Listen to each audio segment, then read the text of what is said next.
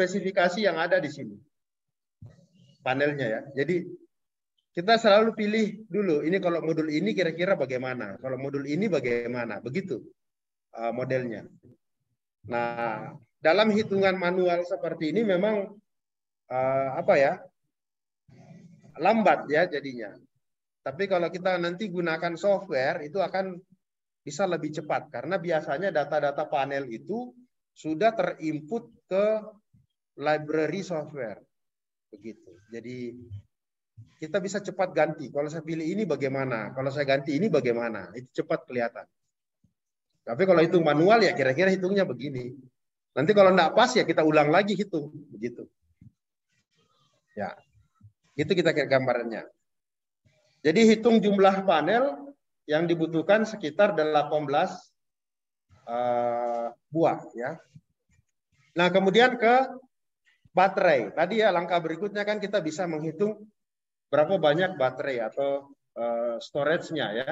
Nah, sebelum hitung ke sana, ini ada hal yang perlu dipahami juga ya tentang baterai atau akinya. Jadi tegangan sistem DC yang kita akan implementasikan itu pada tegangan berapa ya.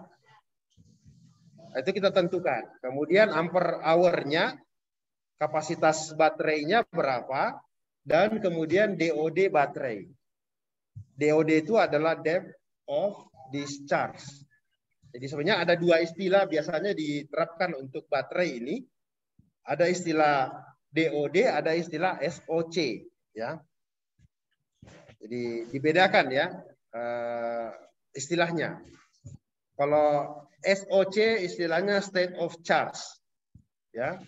Jadi pada saat dia pengisiannya ya berapa persen gitu kira-kira. Sedangkan kalau DOD ini nanti dia dihabiskan, boleh dihabiskan sampai berapa persen yang kita pakai. Nah, ini tergantung jenis baterai. Sekali lagi tergantung jenis baterai. Beda-beda baterai, beda kemampuan DOD-nya. Ya. Kalau misalnya aki basah ya, model contoh yang biasanya pakai start di kendaraan ya. Di mobil misalnya aki basah. Boleh enggak kita pakai?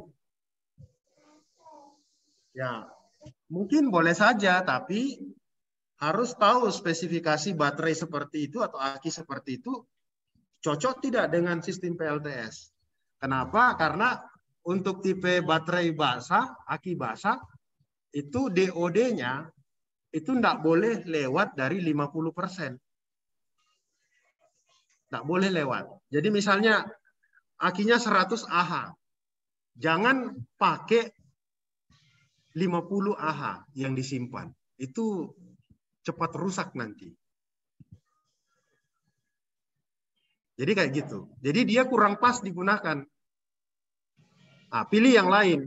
Misalnya baterai litium. Nah, kalau baterai litium, ya itu kita bisa pakai, kalau misalnya isi 100, kita bisa pakai sampai 20%. Jadi kita pakainya 80. Ya, sisa 20-nya baru kemudian dicas lagi. Jadi kalau contoh-contoh di smartphone atau gadget yang pakai baterai litium atau di laptop, kalau mau awet ya pengisiannya pakainya itu jangan di bawah 20. Sisa 20%. Jangan. Itu nanti penggunaan baterainya cepat rusak. Tapi kalau stabil pemakaian di situ, dia akan awet. Nah, itu harus kenali jenis baterainya lagi ya. Harus kenali. Setiap baterai unik, beda-beda. Kemampuan DOD-nya beda-beda. Nah, itu yang harus dipahami. Kemudian tadi sistem tegangannya ya. Nah, kira-kira kalau kita butuh, kita pilih nanti satu jenis baterai, nanti kan pastinya dirangkai ya. Kalau ini misalnya contoh yang seperti yang kita lihat di PLTS hybrid kemarin, itu kan satu baterai itu kan sekalipun tidak dipakai ya. Ada yang foto kan spesifikasinya. Nah, itu satu baterai itu kan tegangannya 2 volt. Tegangannya 2 volt. Kapasitasnya berapa kemarin? Ada yang ingat?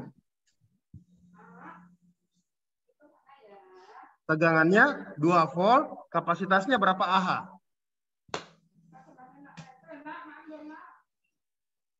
Tegangannya, kapasitasnya berapa Ah?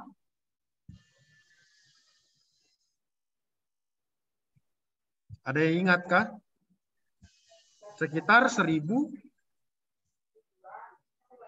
Ah atau 2000 Ah ya. Ada yang dokumentasikan?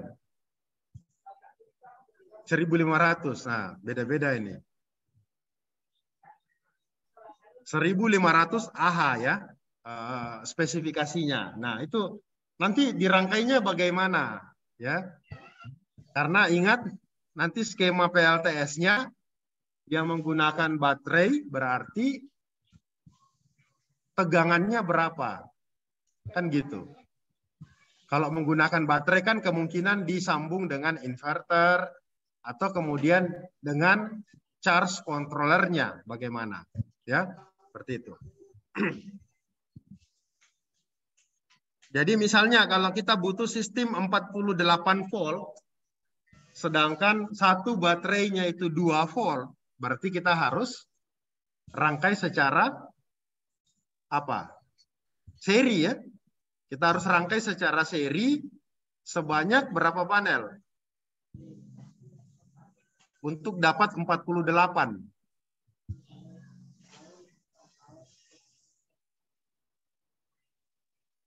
Berapa panel dirangkai seri?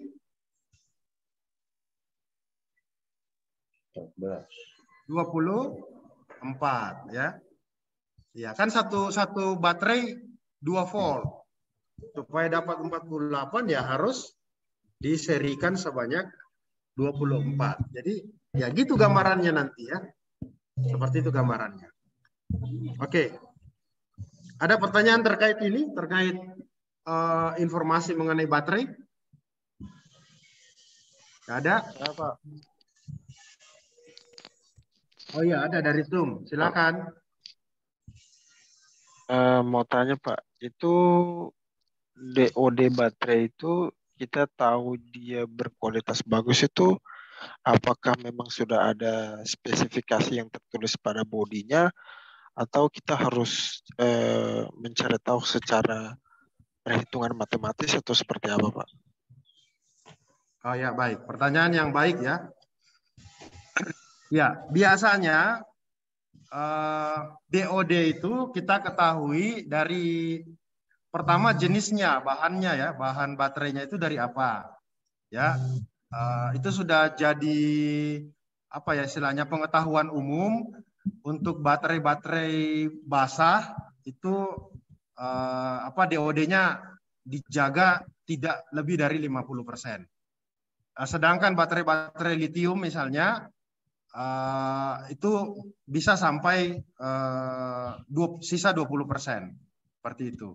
Nah, kadang-kadang ada yang saya dapati ya, beli baterai itu disertakan dengan datasheet-nya. Nah, di datasheet itu bisa kita lihat informasi ketika baterai itu digunakan sekian persen, maka pemakaiannya bisa berapa lama. Itu ada juga informasinya seperti itu. Jadi selain dari pengetahuan umum, juga bisa kita cek ke datasheet dari baterainya. Seperti itu. Spesifikasi. Ya, spesifikasi baterainya. Baik Pak, terima kasih Pak. Bisa ya? Ya. Jadi kita enggak sembarang memilih baterai ya. Biasanya yang harganya mahal, biasanya kualitasnya bagus ya. Begitu. Jadi selain DOD sebenarnya ada satu lagi ya, cycle-nya ya. Cycle baterai. Jadi dia berapa kali charging discharging itu tiap baterai juga beda-beda. Tiap teknologi baterai beda-beda. Kalau ada baterai yang biasanya yang seperti di PLTS itu yang modelnya tubular ya, yang 2 volt itu seperti yang kita lihat di PLTS Mansina beberapa waktu lalu, itu cycle-nya cukup panjang ya. Jadi dia sampai ribuan kali pengisian ya. Baik, coba saya tampilkan ininya ya, sedikit keterangannya ya. Saya